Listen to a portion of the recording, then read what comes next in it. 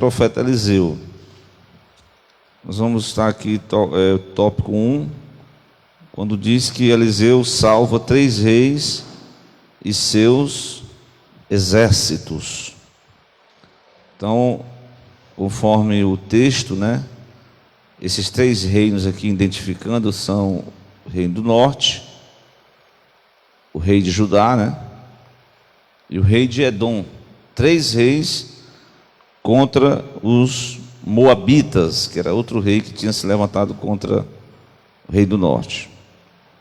Então, no primeiro subtópico, nós teremos aí essa parte que fala sobre reis bons e maus. São 2 tipos, né? A gente vai entender que um bom reinado, a gente entende aquela pessoa que tem uma boa administração, né? Uma pessoa que sabe governar bem. No entanto, aqui no período do reino dividido, né? Nesse período de reino dividido, que era o reino do sul, o reino do norte, houve a alternância de reis bons e maus, né? Alternância entre reis bons e maus. Só que essa alternância aqui foi só no reino do sul, porque no reino do norte só teve reino mau, né? Essa distinção entre bons e maus não leva em conta apenas o modo, né, administrativamente como eles executavam o seu reino, ou como eles lideravam o povo, mas a forma de como eles eram tratados como reis bons ou maus se media pelo relacionamento que esses reis tinham com o próprio Deus. Então, à medida que, como é que ele se relacionava com Deus, definia se ele era bom ou se ele era mau. Então, se ele se relacionava bem com Deus, ele andava nos caminhos, como nós falamos, né, conforme os caminhos de Davi. Se ele não se relacionava bem com Deus, ele andava nos caminhos da idolatria de Jeroboão, dos reis de rei Acabe, né, que foi, e outros, Acasias, que nós já passamos. Então, essa é uma definição que a gente, para fulano fez um bom reinado, mas dentro do seu relacionamento com Deus, né, é igual aquela passagem, né, que você pode ser uma pessoa caridosa, ser uma pessoa bondosa, ser uma pessoa que seja um bom cidadão, que administre bem o seu trabalho, que tenha uma boa reputação perante os homens. Porém, se o seu relacionamento com Deus ele não está de acordo com os propósitos de Deus, então você precisa analisar se realmente você está conduzindo, administrando bem, né, no caso a sua vida, no contexto total, porque caso contrário, você precisa primeiro se ajeitar com Deus, que as demais coisas serão consertadas, né, certamente. Então, finalizando aqui, irmãos, podemos se referir a um determinado rei como mau. O autor do livro dos reis está dizendo que esse monarca, além de desobedecer e desprezar a Deus, em seu culto promovia a adoração de ídolos. Então esse mau rei, ele desprezava e desobedecia, né, a palavra de Deus e o culto a Deus. Então esses 2 termos aqui, desobediência e desprezo à palavra de Deus, são o modo de como Deus mede, né, avalia as pessoas, se elas estão de acordo com a sua palavra, né? Foi até tocado sobre o propósito da obediência aqui, não foi, Francisco? A questão da obediência e a questão do apreço que a pessoa tem à palavra de Deus, né? Se ela despreza a palavra de Deus, ou se ela tem um apreço à palavra de Deus, se uma pessoa obedece ou desobedece, isso vai marcar, né, a biografia daquela pessoa. Glória a Deus. E além disso, a questão da promoção da adoração aos ídolos, né? Que esses reis, eles promoviam cultos à idolatria, certo? Isso também é uma marca negativa, né? Então, dando continuidade, seus irmãos estão localizando aí, 3 reis vão à guerra contra os moabitas. 3 reis vão à guerra contra os moabitas, né? O primeiro rei é o rei do norte, chamado Jorão, rei de Israel, que com o seu pai Acabe fora reprovado por Deus, pelo Senhor. Foi um reino altamente, como nós falamos, reprovado por Deus, né? Glória a Deus. Depois nós temos o outro rei, qual é? Josafá. Esse rei já era mais um rei temente. É tanto que quando a crise chega, a falta d'água, né, que eles se juntaram, o versículo 9 diz que eles caminharam 7 dias de marcha e não tinha água nem para os animais, nem para o exército. Vocês estavam no deserto. Eles foram marchando, e de repente não tinha mais água. E todo mundo se desesperou, principalmente o rei Jorão. Aí no versículo 11, que é o versículo da revista, né, que está enfocando aí o texto áureo, Josafá vai perguntar assim: não há algum profeta do Senhor para que consultemos ao Senhor por intermédio desse profeta?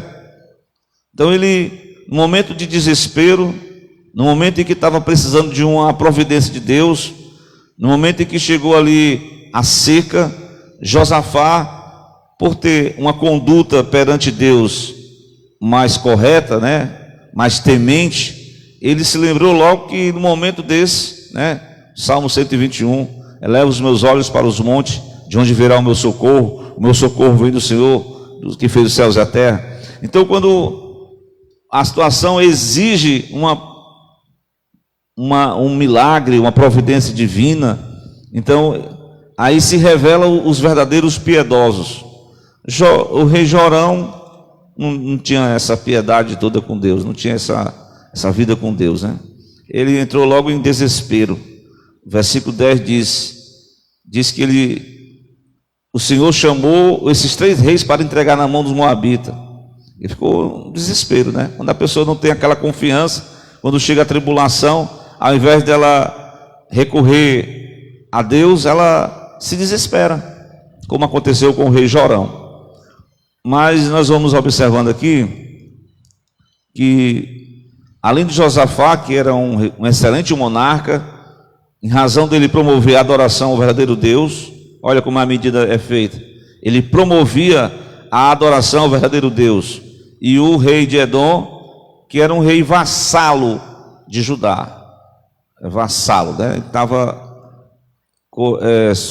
submisso a Judá. E o que motivou a guerra foi a rebelião de Moabe, que eram os moabitas, que à época pagavam os pesados impostos ao rei de Israel. Quando Acabe morreu, então ele não queria mais pagar imposto, né? E sendo assim, ele se levantou contra o reino do norte. Como o reino do norte,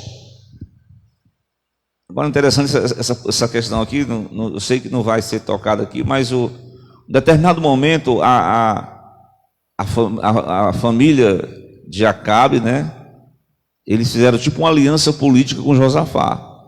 E numa aliança política,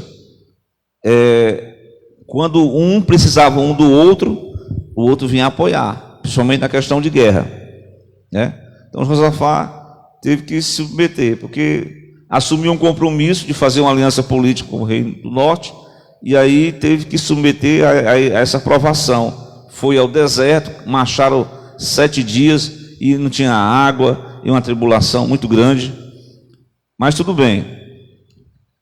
Às vezes nós escolhemos situações, embora estejamos uma fé verdadeira, sejamos piedosos, mas muitas vezes nos vinculamos com pessoas erradas, né? E aí, através dessas alianças, poderão trazer dificuldades na sua caminhada. Então, dando continuidade, no momento de falta d'água, o rei chamou se tinha algum profeta, e a resposta do versículo 11 qual foi? Aqui está Eliseu, filho de Safate. Aí tem essa expressão, deitar águas sobre as mãos de Elias, né? Deitar águas sobre as mãos de Elias. Que o profeta Eliseu, ele foi conhecido como uma pessoa que esteve sempre ao lado de Elias, servindo Elias, né? Esteve ali como um discípulo, como um aprendiz, né? Tem até uma expressão, meu pai, era o nome que era dado que ele tinha uma influência espiritual sobre o profeta Elias, tinha uma influência espiritual sobre o profeta Eliseu. Então ele ficou conhecido como aquele servidor de Elias, né? De tanto servir, Deus agora estava usando ele da mesma forma como usou o profeta Elias. Dando continuidade aqui, então Eliseu vai predizer uma profecia aqui importante, e essa profecia vai se cumprir. Veja bem, em respeito a Josafá, Eliseu, aí vem essa expressão, cheio do poder de Deus, né? Porque a questão da unção de Deus é muito importante, né? A fé, a obediência e a presença da unção de Deus é que fará a diferença, que faz maravilhas. Isso também acontece conosco, né? Se tivermos fé e obediência e pedimos a unção de Deus, né? De repente a situação se apresenta, uma situação difícil e ninguém tem solução, mas está ali um irmão, um servo de Deus, que ora a Deus e Deus pode usar ele naquela situação, né? Então ele previu que águas em abundância alagariam milagrosamente toda aquela região, sem ação de vento nem chuva. O irmão expressou aqui que ele mandou cavar covas no meio do vale, né? Essa expressão cavar covas, ela tem um simbolismo da busca a Deus, né? Para você se aprofundar, se enraizar, né? Para você receber mais da presença divina. Então ele diz assim: não vai ter vento, não vai ter chuva. Todavia, ele mandou o povo cavar. Tem até assim uma expressão, né? A pessoa foi cavar lá, será que pode vir alguma coisa, água aqui nesse deserto? Fez uma covazinha bem rasa, né? Aí outro não. Deus usou o servo de Deus, ele vai se cumprir. E fez uma cova, cavou com mais profundidade. Então, quem cavasse com mais profundidade, o que poderia acontecer? Iria captar mais água, né? Mas quem não acreditou muito, quem não cavou, ou quem cavou bem pouquinho, recebeu ou nada, ou recebeu bem pouquinho. Ou então quem cavou mais, recebeu muito mais. Assim do mesmo jeito, né? A nossa vida, quando a gente vive uma vida superficial com Deus, a gente não tem nada. Quando a gente busca assim parcialmente, a gente tem, vez por outra, uma presença de Deus, a água do Espírito Santo. Mas quando a gente começa a cavar com mais intensidade, então nós começamos a usufruir mais da presença de Deus completamente em nossas vidas, né? Glória a Deus. Isso é uma expressão para a gente ser motivado para buscar mais a gloriosa presença de Deus. Então o profeta profetizou, né? Previu águas em abundância, que alagaria milagrosamente toda aquela região, sem nenhuma ação de chuva nem vento. O Senhor não apenas realizaria esse milagre, mas também entregaria os moabitas nas mãos daqueles 3 reis. Foi uma profecia que Deus usou o ministério de Eliseu dessa forma, né? para exortar as pessoas, para alcançar, no caso aqui, um livramento de Deus, né? Eliseu profetizou aquele momento de muita angústia ali, né, no deserto, sem água, e deu uma palavra de ordem, as pessoas deveriam obedecer, e aí Deus proveu tanto a provisão, milagre de provisão, como o milagre de livramento contra o exército dos moabitas. Vamos continuar aqui. Um outro ponto aqui da lição, nós vamos tratar de um outro milagre que aconteceu no ministério do profeta, ministério de Eliseu. O tópico 2 diz: Eliseu aumenta o azeite da viúva. Ele aumenta o azeite da viúva, né? Semelhante ao seu pai, né, espiritual, que foi Elias. Elias também providenciou, Deus usou ele no milagre de providência para uma viúva pobre que tinha um filho, né, lá Sarepta, e Deus usou ele de uma forma especial. Agora o profeta, é tanto que a gente pensa assim, foi o Duda que falou na semana passada, foi Duda? A porção dobrada, né? Essa porção dobrada tem a ver com a herança, né? Porque o filho mais velho, ele recebia uma porção dobrada da herança.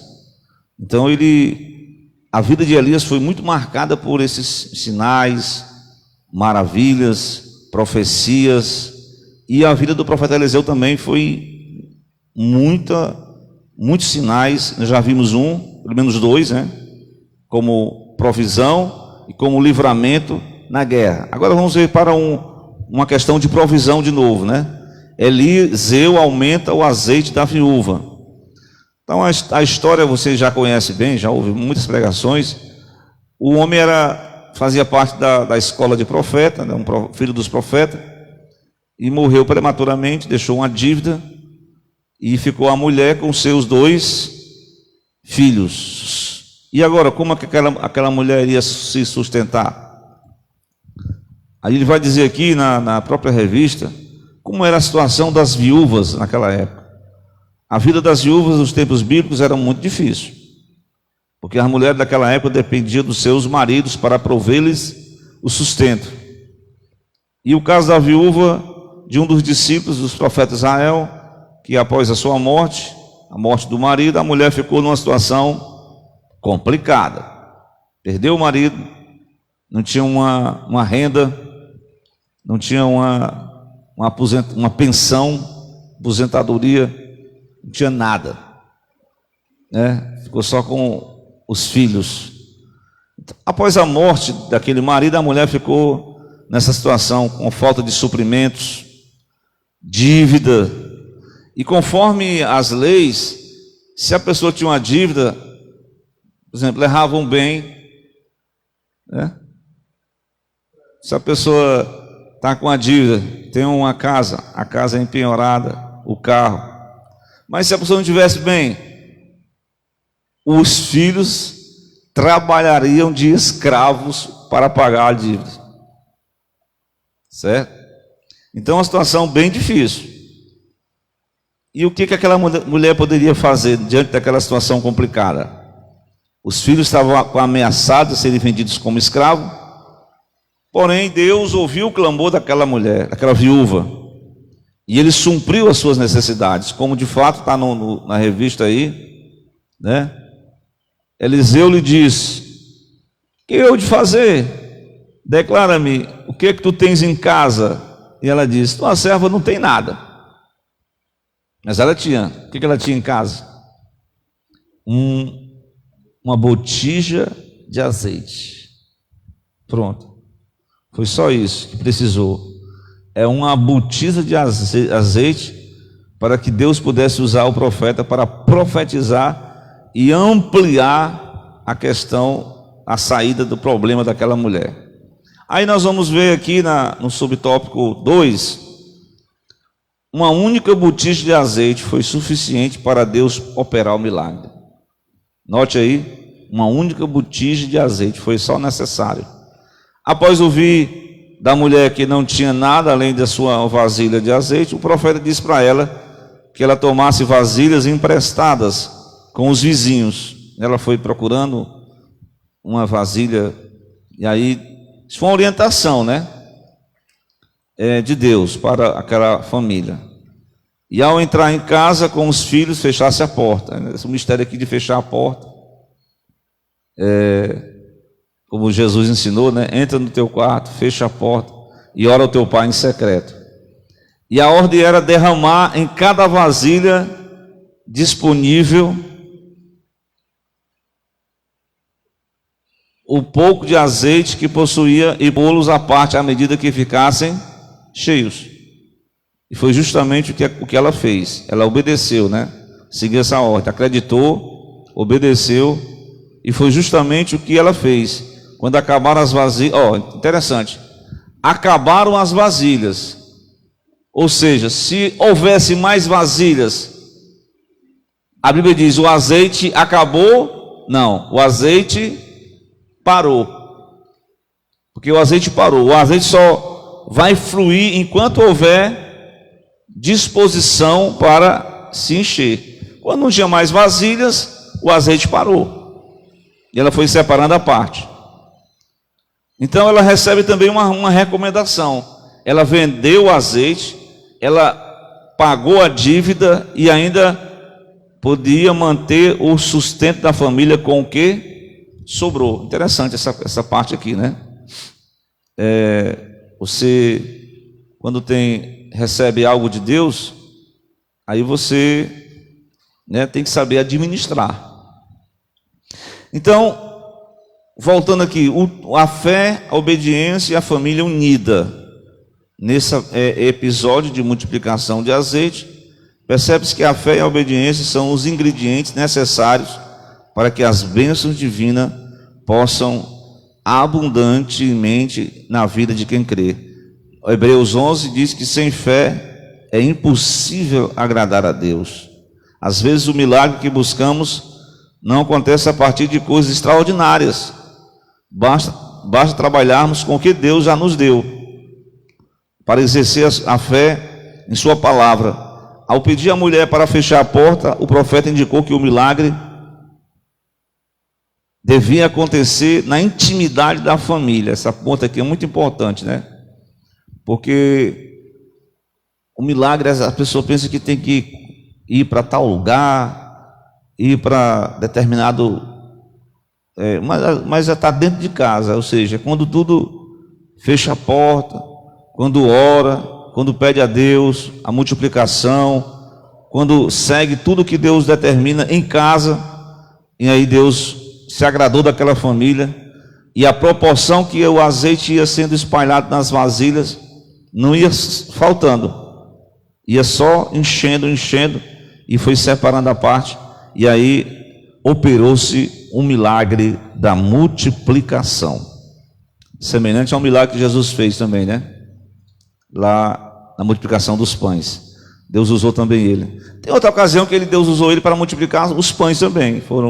Eram 20 pães de cevada para 100 homens, né?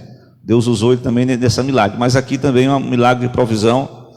E muito importante, nós estamos vendo aqui o ministério de Eliseu, né? Cada lição dessa, nós temos lições importantes, né? Sobre a fé e a obediência, que são mecanismo na qual nós poderemos alcançar de Deus o milagre pela fé, né? Esse óleo da unção representa a presença de Deus também, né?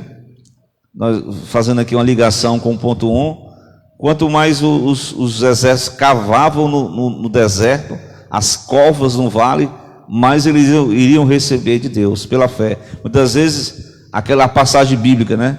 Se você for semear só quando tiver chuva, você nunca vai colher. Então semear em tempos difíceis, semear em tempos de crise, semear a fé em tempos de incredulidade, semear uma vida de oração em tempo que todos estão se desligando de Deus. Então, quando você semeia, como eles fizeram, eles receberam muito mais de Deus. Aqui essa mulher também seguiu nos mesmos trilhos.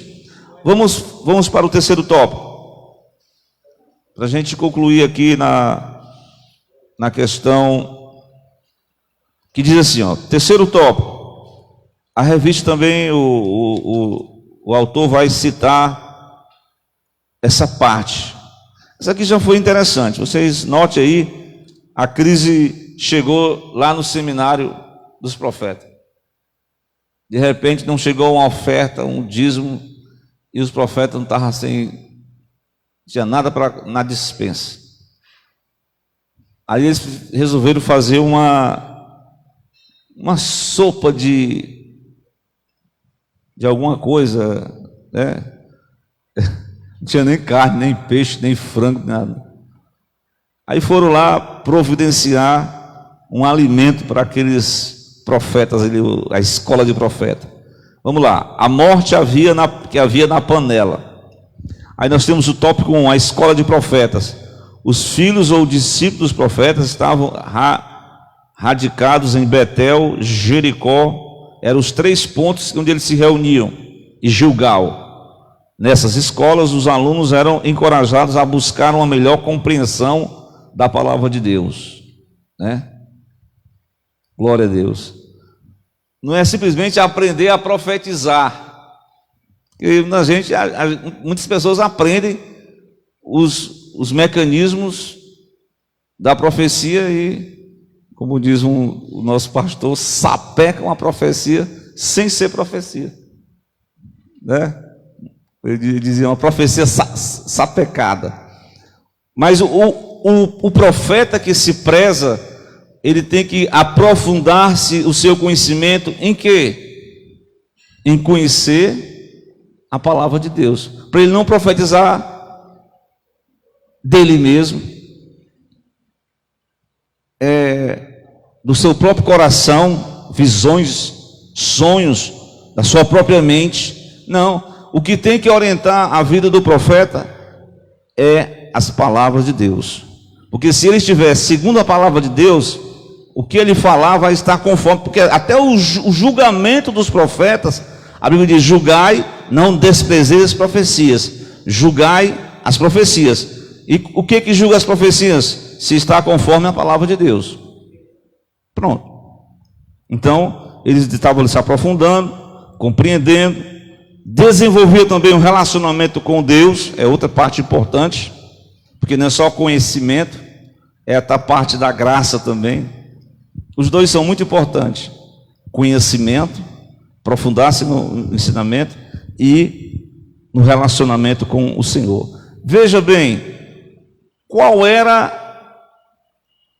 como eu falei no início, o que definia um rei, se ele era bom ou mau? A sua comunhão com Deus, seu relacionamento com Deus. Quando o rei promovia cultos que distanciavam de Deus, ele estava se afastando dessa comunhão. Então ele era taxado como um rei mau.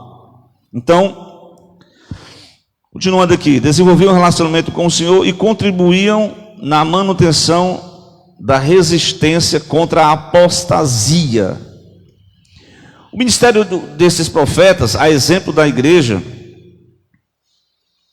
eles têm uma missão de consolação para as pessoas. É importante a missão de consolação, a edificação do corpo de Cristo. Mas tem outra mensagem que muitas vezes o povo não se agrada. É a questão da confrontação, exortação. Não é verdade? Então, o ministério de profeta aqui, ele tinha uma missão de confrontar a apostasia local naquele momento. Ou seja, todo mundo estava seguindo esses trilhos, e o profeta se levantava com a missão de confrontar esses pecados de idolatria e de outros pecados que reinavam no meio das pessoas, que imperavam, na verdade imperavam, dominavam Israel. Por isso que eles eram, eles eram perseguidos por algum desses reis. Os reis não gostavam. Os reis queriam só mensagem de triunfalismo, de vitória. As pessoas hoje não querem seguir a fé e a obediência, querem as bênçãos divinas sem andar por esses caminhos. É impossível, sem fé é impossível. E além disso, um fato que marcante, né, da vida do profeta, acho que esqueci o nome dele, Micaías, que ele vai profetizar, era exatamente para Acabe e Josafá.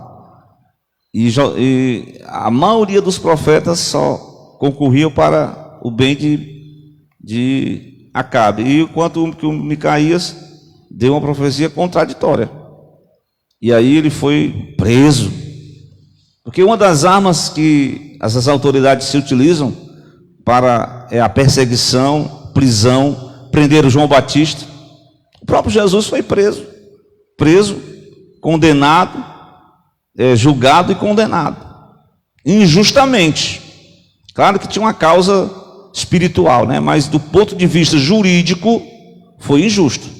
Do ponto de vista das leis do momento foi tudo eles jogaram fora das 4 linhas das leis e da ordem daquele momento lá.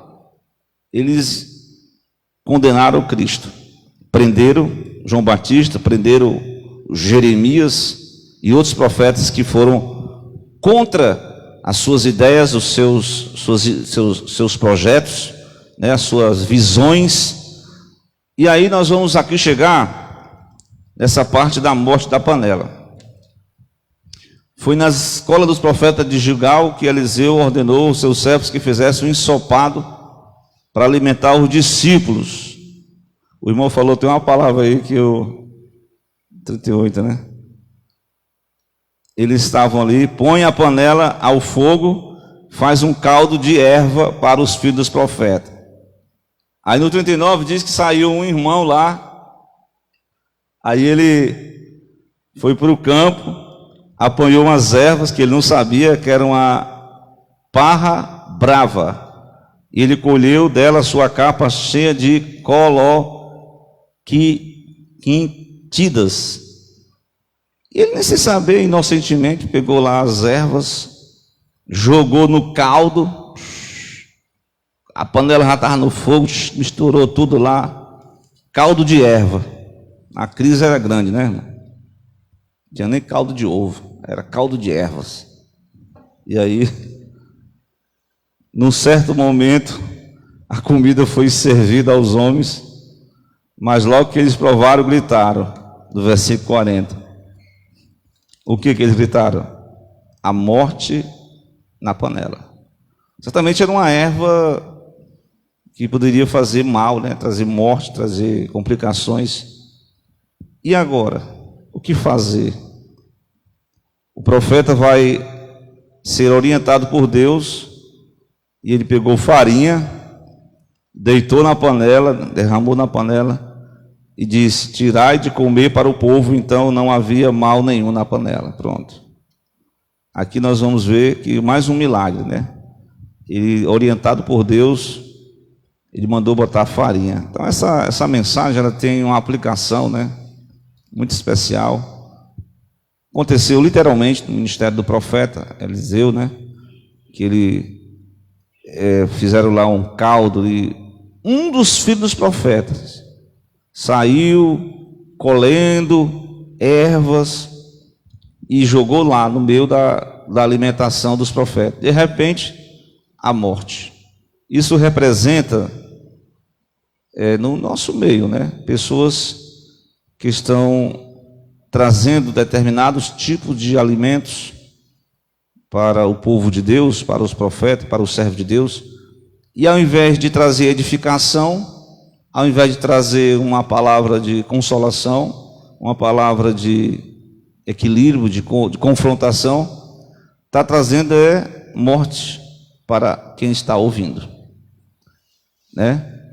E a falta de conhecimento, né, muitas vezes nós, até falei uma vez isso com um conhecido meu, que muitas vezes nós comemos uma doutrina aqui da palavra, de repente andamos por outros arraiais e coletamos mensagens, doutrinas e implementamos isso no nosso convívio.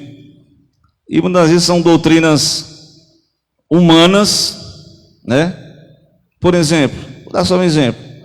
Essa pandemia, ela comprovou, por A mais B, que essa doutrina do triunfalismo, que o cristão não fica doente, essa doutrina da prosperidade, que se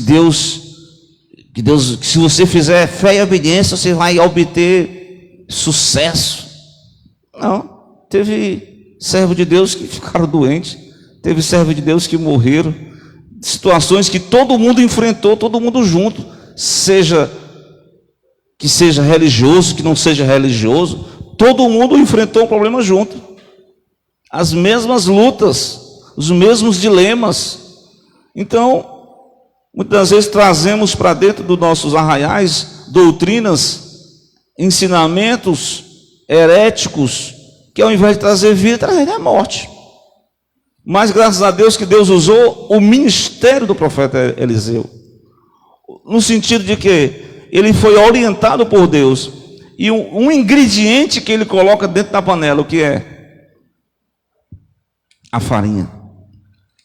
Você sabe que a farinha tem um símbolo, né? Assim como o azeite tinha um símbolo da presença do Espírito, a farinha, o trigo, representa a palavra de Deus.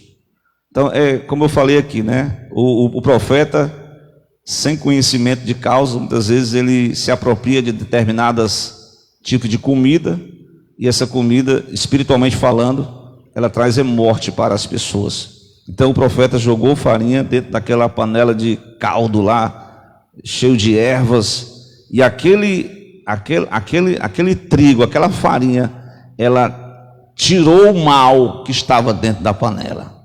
Então é o equilíbrio da palavra, é o poder da palavra que faz com que as pessoas que estão mortas espiritualmente possam se alimentar da palavra de Deus e possam ter uma vida restaurada, uma vida nova. Glória a Deus. A pessoa pode estar padecendo de um determinado grupo religioso, está comendo aquela comida, achando que está abafando, viu, irmão? Achando que está muito bem.